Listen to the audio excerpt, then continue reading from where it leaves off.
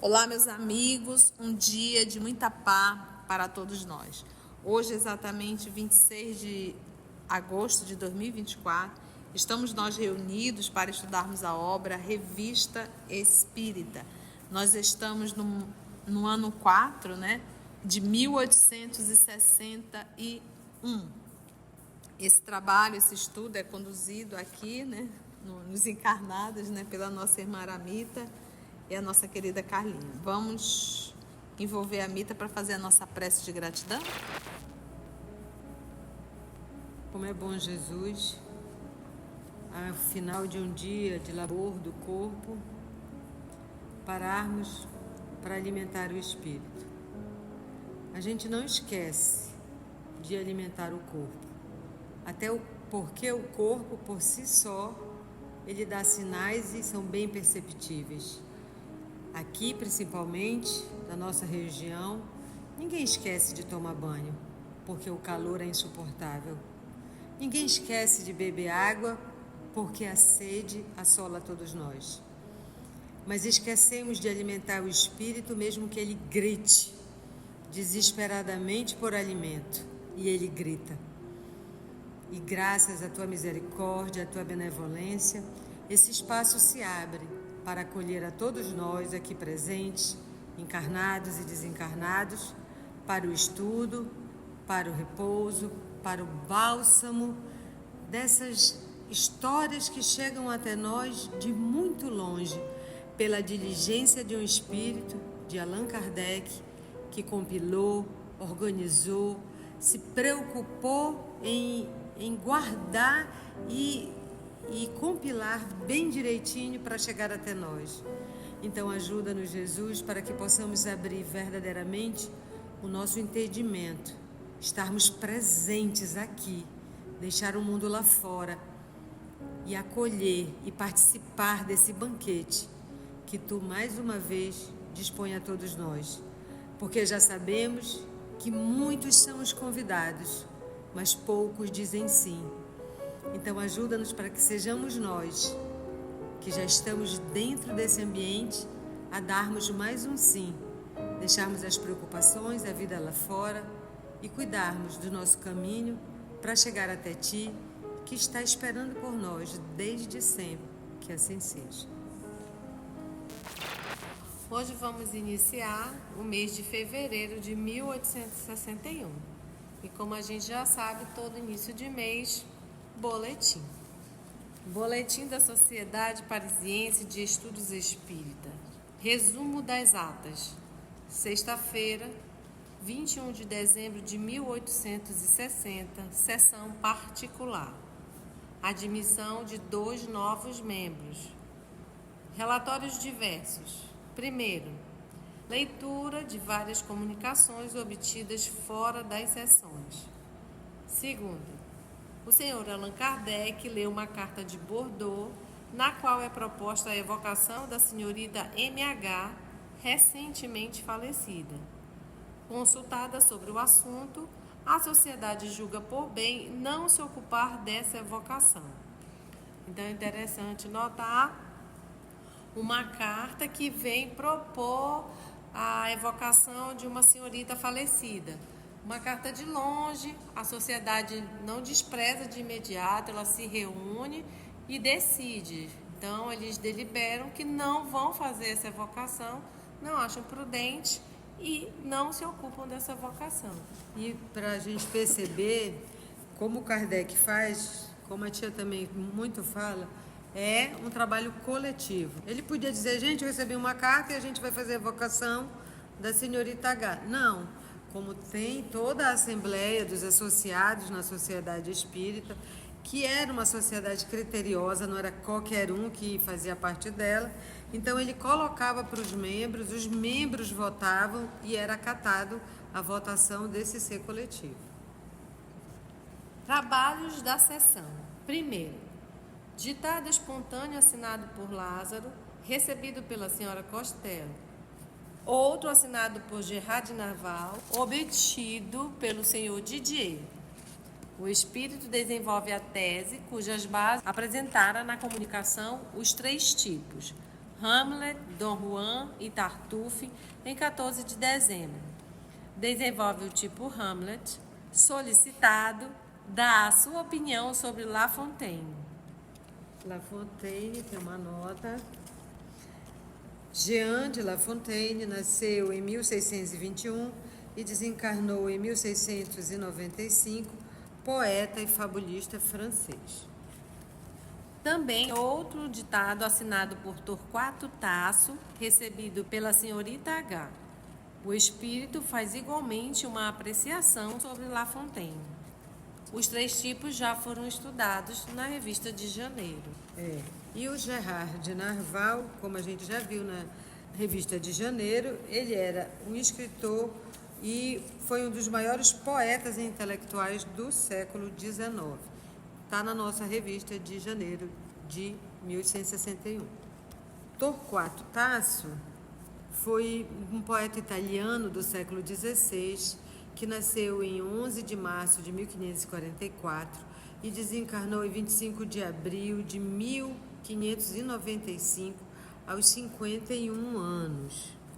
Ele é um poeta italiano do século XVI, conhecido pelo poema A Jerusalém Libertada, de 1580, no qual descreve os combates imaginários entre cristãos e muçulmanos no fim da Primeira Cruzada, durante o cerco de Jerusalém de 1099. Por isso que ele fala do La Fontaine. Também é uma fábula essa dele.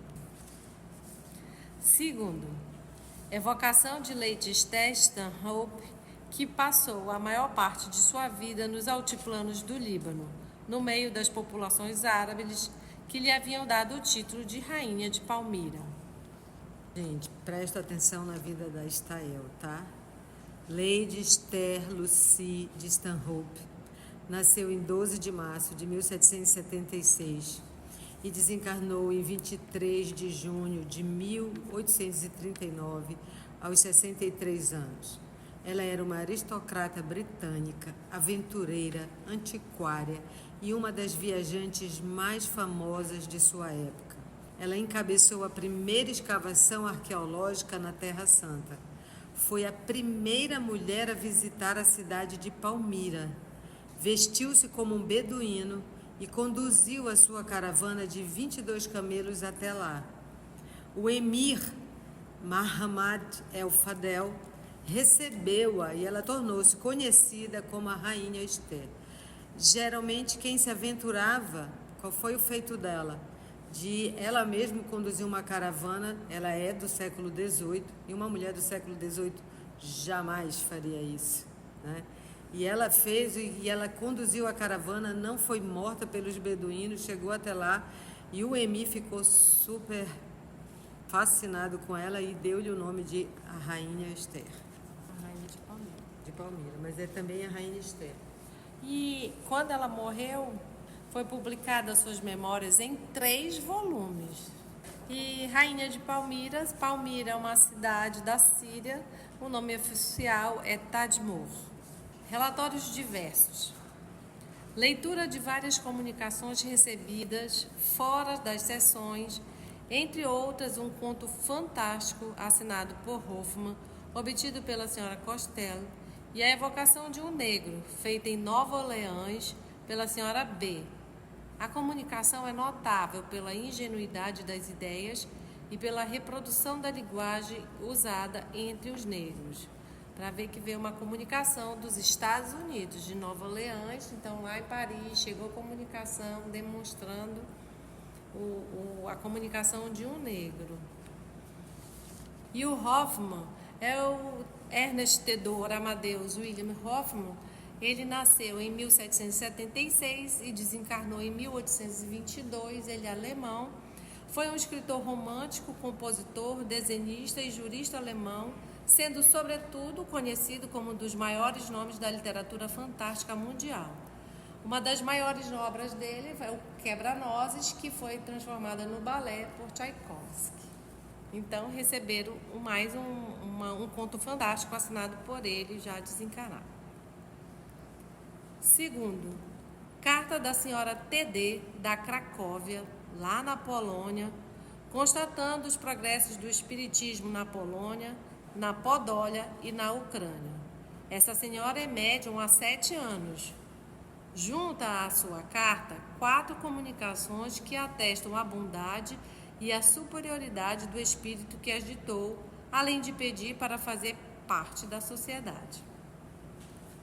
Terceiro, o senhor Allan Kardec dirige aos espíritos a alocução, um discurso breve, seguinte, para lhes agradecer o seu concurso durante o ano que ora se finda.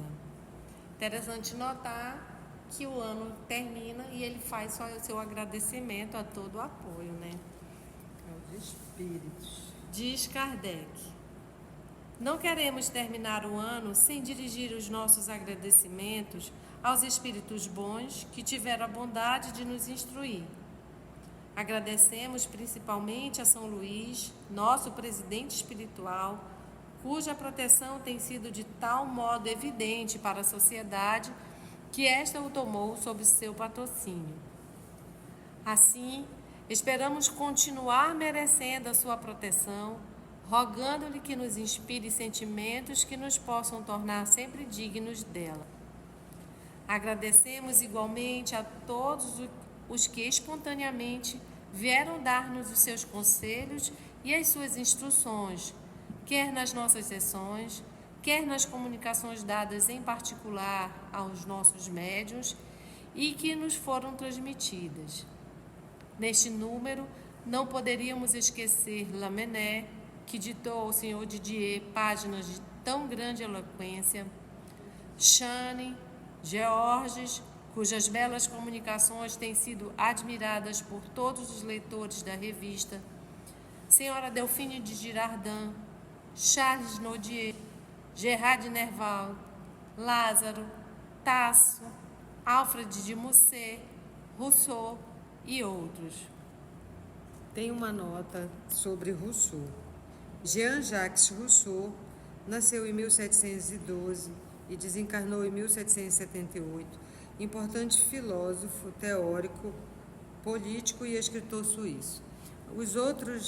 As outras ilustres personagens que aqui estão citadas, nós não vamos falar porque no decorrer todo da revista, tanto de 1859 quanto de 1860, cada ditado de cada um deles, a gente falou um pouco da biografia, um pouco do que fez, o porquê estava ali, tá? É só estar no nosso canal. O ano de 1860 foi eminentemente próspero para as ideias espíritas.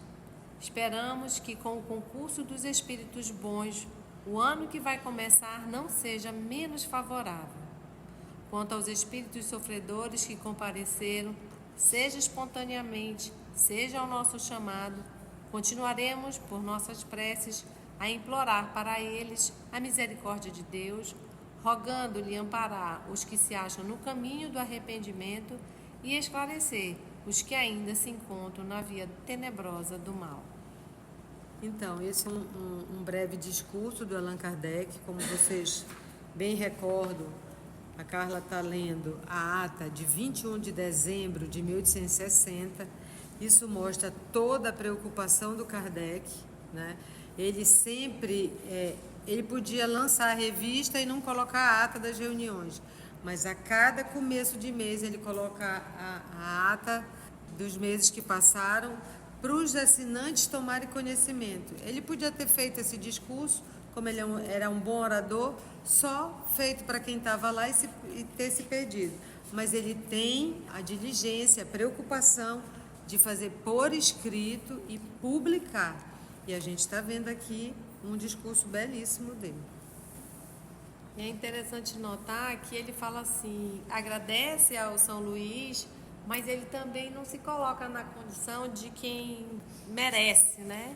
Ele espera continuar merecendo, trabalhar, né? Rogando que nos inspire sentimentos para que possam ser sempre dignos.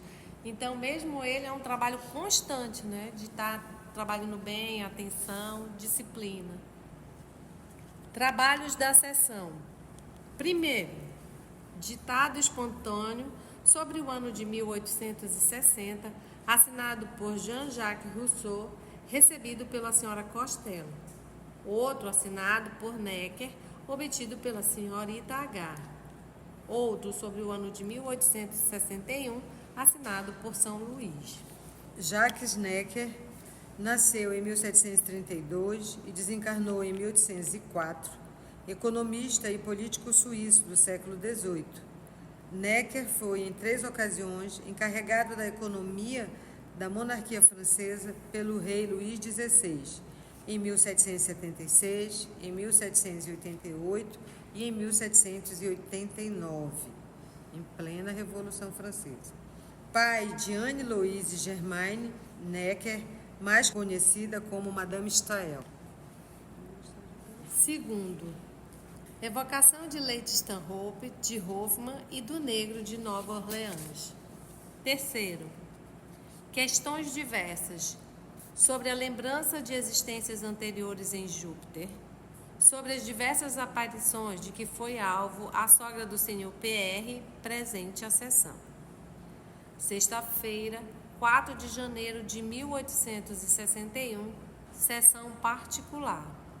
Admissão do Sr. W. Pintor. Relatórios diversos.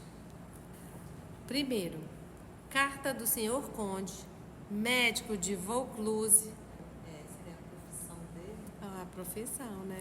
Olha que interessante para você ver como Kardec não tinha nenhum tipo de preconceito, né, em relação à sociedade, porque às vezes a gente exclui as pessoas, né? E quando a gente lê o livro Viagem Espírita, ele se surpreende de ver o número de operários, né, em determinadas cidades que são espíritas. Então, sempre agregando e nunca separando. E nós espíritas, às vezes, pecamos isso, né? Nas instituições, a gente acaba afastando as pessoas mais simples e idolatrando as pessoas que carregam títulos e condições financeiras. Então, tenhamos muito cuidado. Lembrando o nosso estudo, primeiro, o propósito da doutrina espírita é reviver o cristianismo primitivo. Relatórios diversos. Primeiro, carta do Sr. Conde, médico de Vaucluse, lamentando que tudo quanto se menciona nas atas da sociedade não seja publicado integralmente na revista. Diz ele: os partidários do Espiritismo, que não podem assistir às sessões, sentem-se estranhos às questões que são estudadas e resolvidas nessa Assembleia Científica. Nós também. A gente fica, por que não está? Cadê? Quando vai ter? Todos os meses aguardamos com febril impaciência a chegada da revista. Quando a recebemos, não perdemos um minuto para ler. Lemos e relemos, pois aprendemos uma porção de problemas dos quais jamais teríamos a solução. Pergunta a ele também se não haveria um meio de remediar esse inconveniente. A senhora Costello diz ter recebido cartas no mesmo sentido. Isto prova uma coisa, diz Allan Kardec, e continua dizendo, abre aspas, e que nos deve dar grande satisfação. É o valor que se atribui aos trabalhos da sociedade e o crédito que ela desfruta entre os verdadeiros espíritas. A publicação do resumo das atas mostra aos estrangeiros que ela só se ocupa de coisas graves e de estudos sérios. A consideração que conquistou no exterior se deve à sua moderação e à sua marcha prudente por um terreno novo, à ordem e à gravidade que presidem as suas reuniões, assim como ao caráter essencialmente moral e científico de seus trabalhos. É, pois, para ela, para a sociedade, um encorajamento para não se afastar de um caminho que lhe traz estima, já que do estrangeiro até da Polônia escrevem pedindo para dela participarem. A reclamação especial e muito lisonjeira para nós, feita pelo Dr. K., responderei a princípio que a publicação integral de tudo quanto se faz e se discute na sociedade demandaria volumes e mais volumes. Entre as evocações que são feitas, muitas há que não correspondem à expectativa ou não oferecem interesse bastante geral para serem publicadas. São conservadas nos arquivos a fim de que se possa consultá-las em caso de necessidade, limitando-se o boletim em mencioná-las. O mesmo se dá com as comunicações espontâneas. Só publicamos as mais instrutivas. Porque se a gente ainda vai reler, né, mas quem participou do estudo de 1858, ele começa abrindo na introdução da revista, dizendo que a revista espírita seria uma tribuna aberta, onde todos podiam mandar, e ele pedia que mandassem fatos ocorridos, histórias que lembrassem sobre o espiritismo, sobre manifestações espíritas para a sociedade e que servissem de estudos. Se a gente se lembra dos outros, tanto de 59 como de 60, tem casos que ele fala de muito distante, né, que alguém mandou uma história que acontecia não sei aonde, ele vai procurar e relata, e ele procura adequar isso com as manifestações espíritas. Ele pergunta se isso é possível, se isso realmente aconteceu, e tem casos que o São Luís ou os espíritos que respondem diz: isso realmente aconteceu, é verdade? Não, isso não aconteceu, isso é fantasia, não é assim. Então ele vai, como ele começou de uma maneira modesta, no final ele não dava mais conta. Eram milhares de cartas que chegavam, assim como também na sociedade eram milhares de manifestações, de gente que, olha, a gente tem uma evocação particular, recebeu isso, e ele não dava para botar tudo. Ele dizia o que acontecia na sociedade, as que receberam, e ele só publicava as mais instrutivas, senão, gente, o homem já dormia de madrugada, sem luz elétrica, sem nada, ele não ia dormir nunca mais. Então, ele precisava fazer isso, e ainda chegou um material que a gente vê que é portentoso, né? Quantas questões diversas e problemas morais que muitas vezes apresentam grande interesse, o Dr. K está equivocado se pensa que os espíritas de fora estarão privados delas.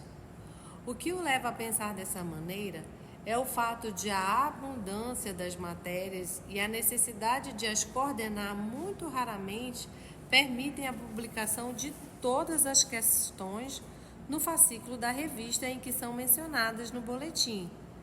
Mais cedo ou mais tarde, porém, elas terão seu lugar. Aliás, constituem um dos elementos essenciais das obras sobre o Espiritismo. Foram aproveitadas em O Livro dos Espíritos e em O Livro dos Médiuns, nos quais se acham classificadas conforme o assunto, não tendo sido omitida nenhuma das essenciais. E realmente a gente faz a leitura aqui, às vezes está nessas obras que ele já citou e também está no Céu e no Inferno. Tem várias obras que ele realmente utiliza as mensagens. E tem várias comunicações que a gente já viu, por exemplo, da Delfine de Girardin, que ele só cita aqui o Livro dos Espíritos e o dos Médiuns, porque nós estamos em 1861, só essas duas obras foram lançadas. Mas tem a Delfine de Girardin, que mensagem dela, que vai aparecer primeiro na Revista Espírita, está no está no Evangelho, do Lamennais, também está no Evangelho. Então ele lança primeiro aqui e depois, quando vai compilar a obra, ele também retira o que é importante para o momento dessa obra. Portanto, que o Sr. K e outros espíritas se tranquilizem. Se não podem, pela leitura da revista, assistir de longe às sessões da sociedade, nem perder uma única palavra, tudo quanto nela se obtém de importante jamais é posto sob o alqueire. Contudo, a revista se esforçará por responder, na medida do possível, ao desejo expresso pelo honrado correspondente. E um fato interessante que ele cita aqui em cima é que todas as comunicações ele não desprezava, mesmo as que ele não publicava. Ele disse que elas são conservadas nos arquivos a fim de que se possa consultá-las em caso de necessidade. E a gente já viu em outras revistas que os sócios, quem era sócio da sociedade, poderia ter acesso a esses arquivos. E como tudo é documento nessa época, né, tinha que arquivar mesmo. Segunda, assinala o senhor Allan Kardec, conforme o relato de um negociante de Nova York, presente à sessão, o progresso feito nos Estados Unidos do Norte pelos princípios formulados em O Livro dos Espíritos. Trechos desse livro foram traduzidos em inglês, contando ali a doutrina da reencarnação com numerosos partidários. Terceiro, leitura de uma graciosa e encantadora comunicação no velho estilo da Idade Média, recebida pela senhorita S. Outra sobre a imaterialidade dos espíritos, obtida pela senhora Costello.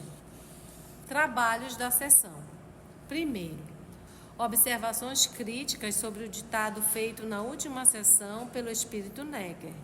O espírito senhora de Stael manifesta-se espontaneamente e justifica as palavras de seu pai após lhes haver explicado o sentido. A Stael é filha do Necker, tá? E ela, Anne-Louise Germaine Necker, nasceu em 22 de abril de 1766 e desencarnou 14 de julho de 1817, aos 51 anos, baronesa de Stael-Holstein, sendo mais conhecida por Germaine ou Madame de Stael. Escritora francesa, escreveu várias críticas literárias, romances e ensaios. Seus escritos tiveram forte influência na eclosão do romantismo na França e também marcaram o início da crítica literária sociológica. Aqui quando ele coloca, olha, no boletim, observação, críticas sobre o ditado feito na última sessão pelo espírito Necker. Observações críticas. Observações críticas sobre o ditado, porque no livro dos médios, o professor Denizari fala muito nisso, de avaliar a comunicação, né? Criticando mesmo. Então, hoje, quando a gente vê um médium que se sente ofendido por ver a comunicação que veio através dele sendo avaliada, esse médium não está bem. Porque o próprio Kardec nos orienta que devemos colocar todas as comunicações para serem o quê? Avaliadas, né? É interessante notar também nesse caso que ela vem explicar o sentido das palavras daquele que foi seu pai também, né? Segunda, evocação de Leão X, que se havia manifestado espontaneamente na sessão de 14 de dezembro. Ao responder às diversas perguntas que lhe foram feitas, explica e desenvolve suas ideias sobre o caráter comparado dos americanos, dos franceses e dos ingleses, sobre a maneira de ver desses povos com relação ao espiritismo, sobre os inevitáveis progressos dessa doutrina e etc. Leão X, nascido João de Lourenço de Médici, nasceu em 11 de dezembro de 1475 e desencarnou em 1º de dezembro de 1521, aos 53 anos. Ele foi o Papa da Reforma Protestante, iniciada por Lutero. Ele foi Papa de 1513 até a sua morte. Ele foi o último Papa que viu a Europa totalmente cristã. Depois dele, nunca mais. Terceiro trabalho, diálogo espontâneo entre Monsenhor Cibour e o seu assassino. Marie-Dominique Auguste Cibour, ele nasceu em 4 de agosto de 1792 e foi assassinado no dia 3 de janeiro de 1857, aos 64 anos. Quarto, perguntas dirigidas a São Luís acerca do negro evocado na sessão de 28 de dezembro sobre o seu caráter e a sua origem. Um dos maiores equívocos que nós podemos ter quando estamos lendo um livro é não colocar ele no contexto. Então, nós estamos lendo um livro 1861. Então, nós sabemos aqui como nós, na condição de negros, éramos tratados naquela época. E muitos nem nome tinham, né? Então, aqui o Kardec evoca, mas com certeza o próprio espírito que viveu essa experiência, ele não disse o nome dele. Então, como é que ele vai chamar pelo nome? Então, por isso que Kardec ele diz aqui, ó, pergunta dirigida a São Luís acerca do negro evocado na sessão de 28 de dezembro. Por que ele não colocou o nome? Né? Como é que foi isso? Então, temos muito cuidado. Por que eu parei para falar aqui? Porque as pessoas menos avisadas têm um hábito de falar que Kardec era racista e muitas outras coisas, tá, gente? Vamos estudar primeiro antes de falar besteira, tá bom? Vamos estudar a Revista Espírita para a gente conhecer um pouco mais o professor Denizar. Agora, quando você for ler um texto, lembre de entender o contexto que o texto está inserido, tá bom? Quinto trabalho, evocação da senhora JB, feita por sua mãe, presente à sessão. De interesse absolutamente particular, essa comunicação oferece um quadro comovedor da afeição que certos espíritos conservam por aqueles que amaram na Terra. E assim finalizamos o estudo de hoje, encerrando também o boletim. Se você chegou até aqui o final, deixa seu comentário. É muito importante a gente poder ler o teu comentário. Não esqueça de curtir para que possa divulgar a página. Dá o seu like, né? E, se possível, faça a sua inscrição no nosso canal e toca o sininho. Porque quando você toca o sininho, o YouTube avisa para você quando o EOS publicar um novo estudo. Então, receba um grande abraço da família EOS Manaus. E agradecemos nosso Senhor Jesus e aos amigos espirituais por mais essa oportunidade de estudo e trabalho, e até o nosso próximo encontro, se Deus assim permitir. EOS Manaus. Estudando para servir ao Cristo. Visite nosso site em www.eosmanaus.org. No YouTube, procure o canal EOS Manaus. Participe do nosso grupo no Facebook. No Instagram somos @EOS Manaus. Escute e estude na Rádio Manaus de Estudos Espíritas. Estamos, também, em diversas plataformas de áudio. Procure EOS Manaus, no seu aplicativo preferido. EOS Manaus. Estudando para servir ao Cristo.